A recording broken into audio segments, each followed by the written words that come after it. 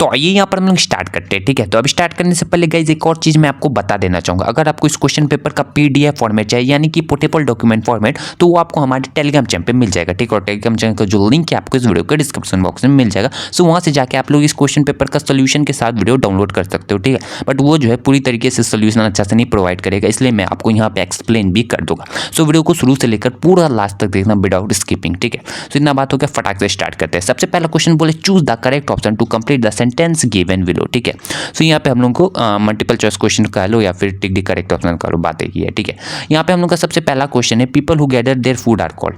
सो वैसे पीपल जो कि अपना खाना खुद ही इकट्ठा करते, तो वैसे पीपल या फिर लोग को हम लोग क्या बोलते हैं। ठीक है, यहाँ पे सिंपल सा आप लोग इसका आंसर भी चार्ट को देखोगे तो काफ़ी ज़्यादा आसान इसका आंसर स्किल्ड गैदरर्स इसका आंसर हो जाएगा। देखो स्किल्ड का मतलब होता है वैसे लोग जो कि एक पर्टिकुलर काम में प्रोफेशनल हो। ठीक है, सो वैसे को हम लोग स्किल्ड बोलेंगे। अब यहाँ पर गैदरर्स है तो स्किल गैदरर्स इसका आंसर हो जाएगा।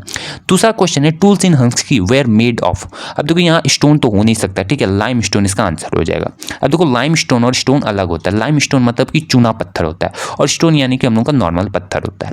तीसरा यहाँ पर क्वेश्चन बोल रहा है a site in present day Andhra Pradesh is. So इसका आंसर हो जाएगा हलुआ। ठीक है, तो अभी यहाँ पे 4 ऑप्शन दिया है। ठीक है, और कौन सा साइट इनमें से आंध्र प्रदेश में स्टिल अभी भी प्रेजेंट है, सो हलुआ इसका आंसर हो जाएगा। बाकी ये जो 3 है पहले था बट अब नहीं है।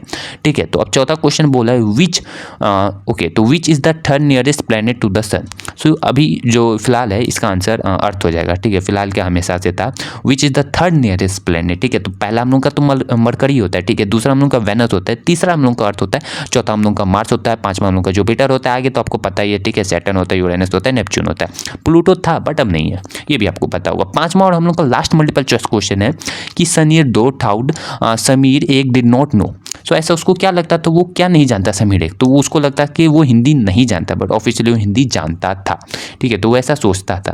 ये हो गया हम लोग का पहला का answer. Tick the correct option यहाँ पे कंप्लीट हो जाता है। दूसरा देखो यहाँ पे क्वेश्चन है हम लोगों का answer the following question in brief. ठीक है, मीन्स छोटा में हम लोग को आंसर दे देना है। यहाँ पे जो टोटल जो है हम लोग को ब्रीफ से आंसर नहीं पता लगाना, इसमें टोटल मार्क्स कितना दिया जा रहा है उस हिसाब से हम लोग को इसका आंसर लिखना है। अब देखो यहाँ पे टोटल जो है हम लोग का 5 क्वेश्चन है। ठीक है, 1 2 3 4 5।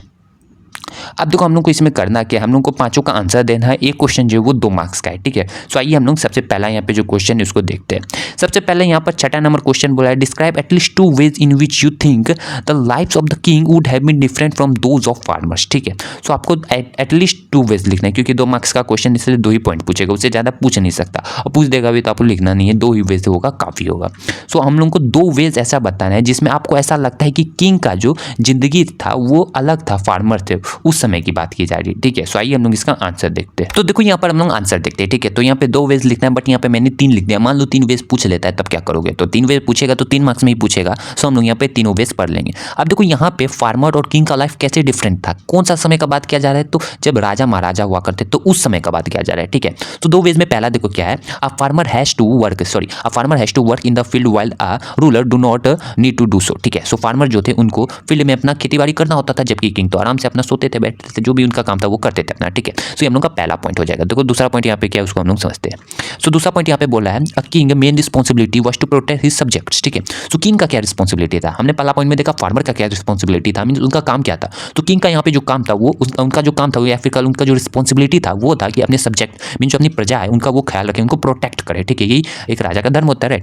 सो while a farmer main responsibility was to produce food grains. और फार्मर का क्या काम है, अब देखो फार्मर है तो उसका काम एक ही होगा कि वो फूड जितना से ज़्यादा हो सके अपना मैक्सिमम प्रोडक्शन को बढ़ा सके। किस चीज़ का प्रोडक्शन, सो फूड ग्रेन का प्रोडक्शन को। ठीक है, ये हो गया। तीसरा यहाँ पे देखो एक एक्स्ट्रा पॉइंट क्या है, a farmer life must has been full of hardship. अब देखो उसको पूरा खेत में दिन भर काम करना पड़ता होगा, कई धूप में काम करना पड़ता होगा ताकि वो अपना फसल को उपजा सके।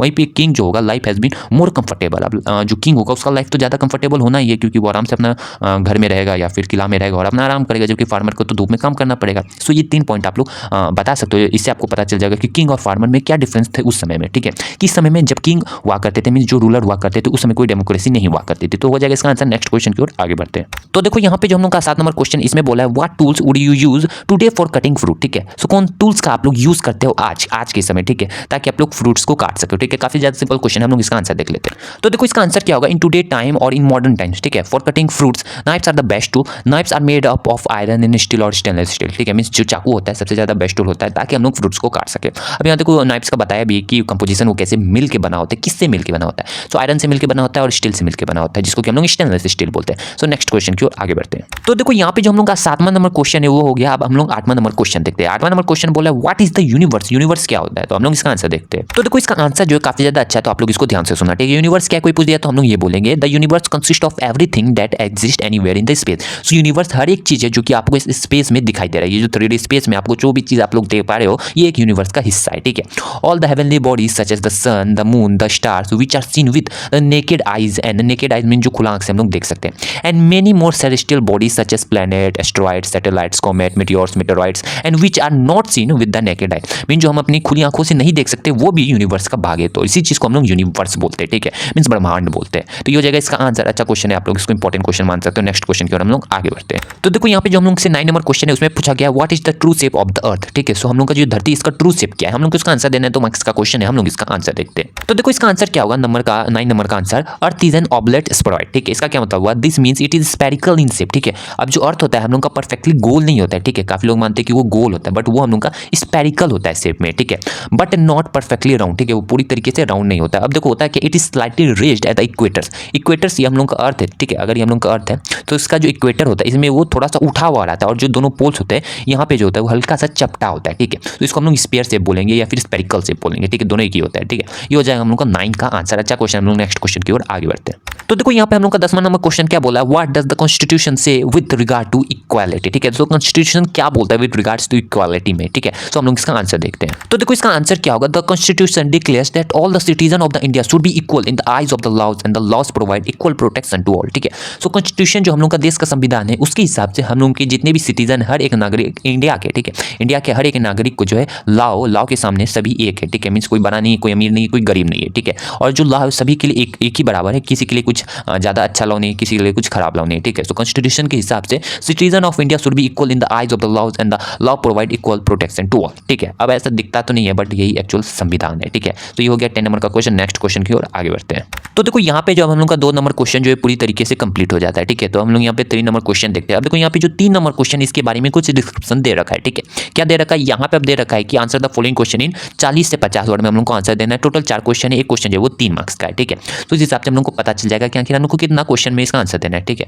ज़्यादा बड़ा भी नहीं, ज़्यादा छोटा भी नहीं, मीडियम में। सो यहाँ पे हम लोग का 11वां नंबर क्वेश्चन क्या बोला है, 3 का 11वां नंबर question, why do people grow crops have to stay in the same place for a long time. आखिर जो पीपल क्रॉप्स को ग्रो करते हैं उनको उस जगह पे जो है ज़्यादा समय तक क्यों रुकना पड़ता है, यही हम लोग को 11वां नंबर क्वेश्चन पूछा है। अब देखो थोड़ा सा कॉमन सेंस लगोगे तो आप लोग इसका आंसर पॉइंट वाइज दे सकते हो। हम लोग इसका आंसर बताते हैं। तो देखो इसका आंसर क्या होगा 11वां नंबर का, अब हम लोग आंसर देंगे, ठीक है। पीपल हु ग्रो क्रॉप्स, ठीक है, जो पौधे या फिर कोई भी फसल उगाते हैं, have to stay in one place for a long time, क्यों रुकना पड़ता है। तो देखो because the field has to be looked after, the plant have to be watered and have to be protected from birds animals so that they could grow and the seeds could ripen, ठीक है। तो यहाँ पे बोला जा रहा है people को आखिर क्यों उस जहाँ पे उन्होंने खेती किया वहाँ पे इनको लॉन्ग टाइम के लिए रुकना पड़ता है, क्योंकि उनको आखिर वो फसल को देखना भी तो होता है। बस उगा दिए क्रॉप, ऐसा थोड़ा ना 10 महीना बाद आएंगे तो वहाँ पे वो बन के तैयार होगा, उसको पानी देना पड़ेगा, उसको बर्ड्स और एनिमल से बचाना भी होगा, ठीक है। तो यही वजह है जिस वजह से जो भी क्रॉप को या फिर फसल को उगाते हैं वो जो है उनके उसी के आसपास जो है लॉन्ग समय तक वहाँ पे टाइम बिताते हैं। ये हो जाएगा इसका आंसर, 11वां नंबर का आंसर। काफी ज्यादा आसान क्वेश्चन है, ठीक है। नेक्स्ट क्वेश्चन की ओर हम लोग आगे बढ़ते हैं। तो देखो यहाँ पे जो हम लोग का 12वां नंबर क्वेश्चन इसमें बोला what is the leap year, leap year क्या होता है, ये हम लोग को 12वां नंबर क्वेश्चन पूछा गया। 3 मार्क्स का क्वेश्चन है, हम लोग इसका आंसर देखते हैं।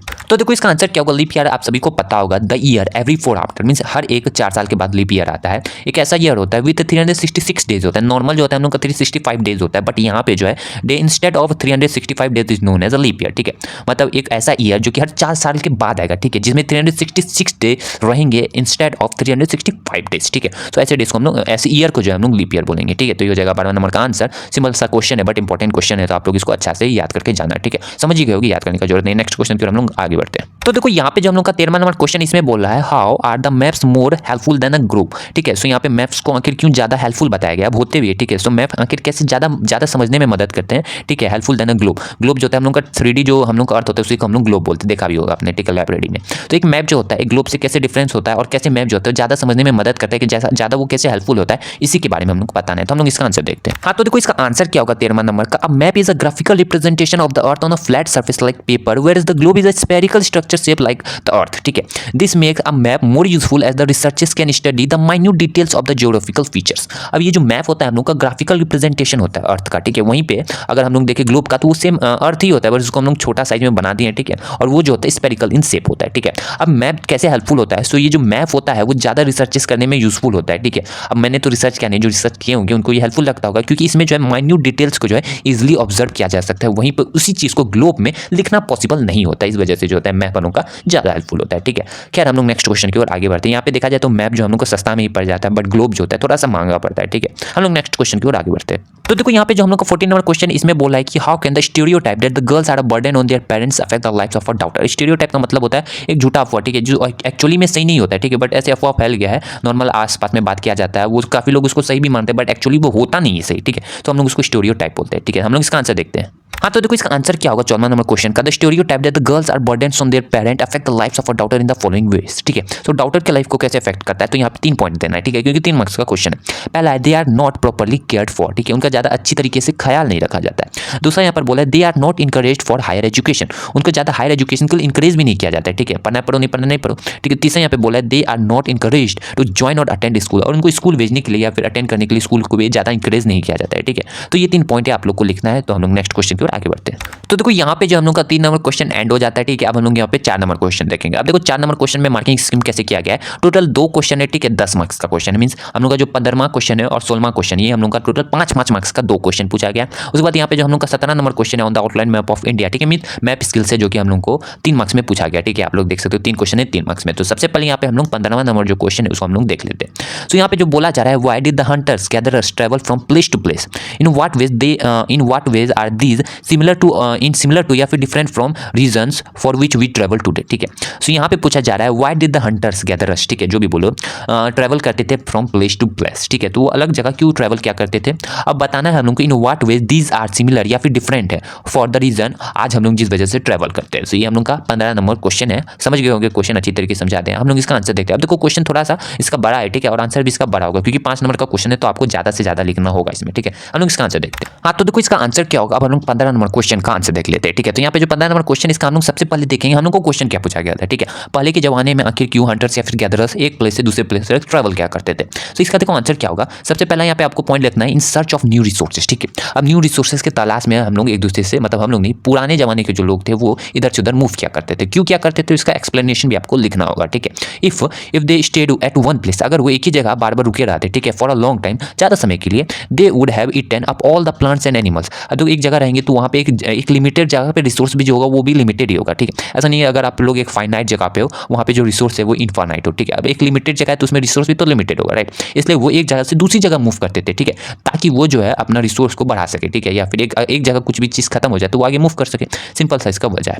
देखो दूसरा क्या वजह है यहाँ पे, इन सर्च ऑफ एनिमल्स। अब एनिमल्स की तलाश में भी जो थे वो एक दूसरे के आसपास घुमा करते थे, मतलब एक जगह से दूसरा जगह, ठीक है। As animals move from place to place in search of food, hunters also move to chase them for hunting, ठीक है। तो ये हम लोग का दूसरा बचा हो जाएगा। ये तो हो गया हम लोग का सबसे पहला का क्वेश्चन। अब इसमें क्योंकि 2 क्वेश्चन पूछा गया तो हम लोग दूसरा का भी आंसर देख लेते हैं। अब देखो यहाँ पे जो हम लोग का दूसरा क्वेश्चन पूछा गया, देखो पहला का हमने आंसर बता दिया, ठीक है, पहला का आंसर हमने समझ भी गया, बता भी दिया। दूसरा यहाँ जो पूछा गया था, अब जो हम लोग ट्रैवल करते वो कैसे डिफरेंट था, ठीक है। अब जो हम लोग one place to another place travel करते वहाँ की कैसे डिफरेंट था एज कम्पेयर टू अर्लियर जमाना, ठीक है, में जो पहले का जमाना था। तो यहाँ पे देखो आंसर क्या होगा, हाउएवर नाउअडेज, ठीक है, however nowadays we travel for different purpose, ठीक है। जैसे कि यहाँ पे हम लोग माइग्रेशन ड्यू टू एजुकेशन के लिए, ठीक है, अब हम लोग एजुकेशन के लिए एक जगह से दूसरे स्टेट जाते हैं, ठीक है, या फिर हम लोग अपने देश से दूसरे देश जाते हैं, ठीक है। वी ट्रैवल टू वर्क, ठीक है, हम लोग जाते हैं एक जगह से दूसरी जगह ताकि हम लोग काम ढूंढ सके, ठीक है। यहाँ से लोग शिफ्ट होते हैं, मुंबई होते हैं, जयपुर जाते हैं, दिल्ली जाते हैं, कहीं भी जाते हैं, काम करने के लिए जाते हैं। तो यहाँ पे माइग्रेशन हो रहा है, ठीक है। People travel from place to place for leisure, ठीक है, and other non business activities. अब तो पीपल जो है आज के जमाने में ट्रैवल करते हैं एक दूसरे से दूसरी जगह, ठीक है, ताकि वो कोई लेजर एक्टिविटी जिस तरह घूमने फिरने निकल गए, ठीक है, तो वो भी तो ट्रैवल हुआ, माइग्रेशन हुआ। तो इस वजह से भी जो होगा हम लोग का ये तीसरा पॉइंट में शामिल हो जाएगा, ठीक है। पहला जो हो गया एजुकेशन की वजह से, दूसरा काम की वजह से, तीसरा जो है अपना मनोरंजन की वजह से इधर से उधर घूमने निकल जाते थे। बट पहला का जमाना में ऐसा नहीं हुआ करता था, वो सिर्फ रिसोर्स के लिए, एनिमल्स के लिए जो है इधर से उधर घुमा करते थे। ये हो जाएगा इसका आंसर। नेक्स्ट क्वेश्चन को हम लोग आगे बढ़ते हैं। यहाँ पे जो अब हम लोग का 16वां नंबर क्वेश्चन, इसमें क्या बोल रहा है, how do symbols help in reading map. अब देखो सिंपल सा एक लाइन में आपसे पूछ लिया गया, आपको इसका 5 मार्क्स में उत्तर देना, आंसर देना है। कैसे दोगे आप लोग। अब यहाँ पे देखो पूछ क्या रहा है क्वेश्चन, उसको समझो और आप लोग ट्राई करो उसका ज्यादा से बड़ा एक्सप्लेनेशन लिख पाओ, ठीक है। अब यहाँ पे पूछ क्या रहा है क्वेश्चन, आखिर हमको सिंबल्स कैसे हेल्प करता है रीडिंग मैप, ठीक है। तो मैप के लिए अलग अलग सिंबल्स बनाए गए, उन सिंबल्स का हम लोग को कैसे यूज करना है मैप में, वही हम लोग को बताना है, ठीक है। तो आइए हम लोग इसका आंसर देखते हैं, आखिर लोग हेल्पफुल कैसे, यही हम लोग को उसको समझाना है अच्छी तरीके से। 5 मार्क्स का क्वेश्चन है, ये बात को याद रखना। हम लोग इसका आंसर देखते हैं। तो आइए हम लोग इसका आंसर देखते हैं, ठीक है। तो हम लोग इसका आंसर जो है थोड़ा सिस्टमैटिक वे में देने का कोशिश करेंगे। जैसे कि यहाँ पे सिंबल्स पूछा गया है, सो सबसे 2-3 लाइन में जो है हम लोग पहला 2-3 लाइन में जो हम लोग सबसे पहले उसका डेफिनेशन लिखेंगे, फिर तीसरा और चौथा लाइन में जो है हम लोग उसका इंपॉर्टेंस लिखेंगे, फीचर्स लिखेंगे, एंड लास्ट का जो 2 लाइन से उसमें हम लोग उसका यूज देख लेंगे, ठीक है। तो ऐसा कुछ सिस्टमैटिक वे में हम लोग को आंसर करना है। तो देखो इसमें क्या हम लोग आंसर लिखेंगे, map symbols collectively represent details that lead to shape relative location distribution and structure. So ये हो गया उसका डेफिनेशन। अब देखो दूसरा में क्या है, अब यहाँ देखो the best way to read a map और direction is to use symbols. दूसरा में हम लोग उसका फीचर्स बता रहे हैं। क्या फीचर्स बता रहे हैं, ये जो सिंबल्स है उसका बेस्ट वे यूज कहाँ है, ठीक है। तो अगर हम लोग को बेस्ट कोई चीज को समझना है, मैप को या फिर उसका डायरेक्शन को, तो सिंबल सबसे ज्यादा अच्छी तरीका होता है, ठीक है। उसके बाद हम लोग को उसका यूजेस बताना है। अब यहाँ देखो you can use symbols such as lines, shapes, shades और colours to easily find the specific landmark और डायरेक्शन। सो इसका तीसरा में हम लोग यूज सीख लिए, ठीक है। ये हो गया हम लोग का इसका आंसर। अब हम लोग क्या करेंगे, अपने लास्ट क्वेश्चन की ओर आगे बढ़ेंगे, उसका सोल्यूशन देखेंगे, ठीक है। तो आइए लास्ट क्वेश्चन की ओर आगे बढ़ते हैं। तो देखो यहाँ पे जो हम लोग का 17 नंबर क्वेश्चन और ये हम लोग का आंकड़े क्वेश्चन, इसमें क्या बोला अच्छे से हम लोग समझ लेते हैं। तो यहाँ पे बोला on the outline map of India, means map इसके लिए समझ गए होगे, ठीक है। ज्यादा नहीं बोलने की जरूरत, जितना बोलो उतना काफी है, ठीक है। अब यहाँ पे हम लोग को सबसे पहले किसको लोकेट करना है, भीमबेटका का, ठीक है। दूसरा हंसगी और तीसरा डाउजली हेडलिंग, ठीक है। ये तीनों को हम लोग को on the outline map of India, means ये तीनों इंडिया में ही प्रेजेंट है, ठीक है। भीमबेटका, हंसगी और ठीक है डाउजलिंग हेडलिंग, तो इसको हम लोग को रिप्रेजेंट करना है, ठीक है। तो आइए हम लोग इसका आंसर देखते हैं। हाँ तो देखो इसका अभी हम लोग आंसर देख लेते हैं, ठीक है, फटाक से। तो सबसे पहले यहाँ पे हम लोग को पूछा था कि भीमबेटका कहाँ है, तो यहाँ पे आप लोग जैसा कि देख ही सकते हो, ये हम लोग का पहला का आंसर हो जाएगा। ये जो है हम लोग का एमपी में, ठीक है। तो हम लोग का पहला का आंसर एमपी हो जाएगा। दूसरा यहाँ पे हम लोग से पूछा था कि हंसगी कहाँ है, ठीक है। सो हंसगी जो है हम लोग का यहाँ पे कर्नाटका पे, तो दूसरा का आंसर हम लोग का कर्नाटका हो जाएगा, ठीक है। अब ये जो है कर्नाटका में तलकदार एक जगह है वहीं पे, ठीक है, या तालुकदार या फिर तलकदार जगह है वहीं पे, ठीक है, हम लोग का हंसगी, ठीक है। तो ये दूसरा हो जाएगा। तीसरा हम लोगों का दाउजली हेडलिंग कहाँ था, ठीक है, दाउजली हेडिंग, ठीक है, हेडिंग, दाउजली हेडिंग, ठीक है। तो ये कहाँ था, तो ये हम लोग का आसाम में था, ठीक है। तो तीसरा का आंसर हम लोग का आसाम हो जाएगा। तो तीनों का आंसर हमको पता चल गया। सबसे पहला एमपी होगा, ठीक है, मध्य प्रदेश, दूसरा हम लोग का कर्नाटका होगा हंसगी, और तीसरा हम लोग का दाउजली हेडिंग जो होगा हम लोग का आसाम में होगा। तो इस टाइप से जो हम लोग का ये क्वेश्चन पेपर था वो एंड होता है। होप सो कि आपको वीडियो अच्छी लगी तो लाइक करना मत भूलना, चैनल ने सब्सक्राइब करके बेल नोटिफिकेशन जरूर से ऑन कर लें, क्योंकि इस टाइप की वीडियो हम लोग लाते रहते हैं और आगे गाइस लाएंगे, ठीक है। तो उसकी चिंता मत करना, अभी और भी पीरियोडिक टेस्ट का वीडियो आया, सो उसके लिए जरूर से चैनल को सब्सक्राइब करके बेल नोटिफिकेशन को ऑन कर देना। इस वीडियो का जो लाइक एम टारगेट है, सिर्फ 200 लाइक एम टारगेट है, उसको जरूर से पूरा कर देना। सो मिलते हैं इसके नेक्स्ट वीडियो के अंदर किसी नए टॉपिक्स के साथ। टिल देन अपना ख्याल रखना, मिलते हैं उस वीडियो में। टिल देन जय हिंद, जय भारत एंड बाय बाय।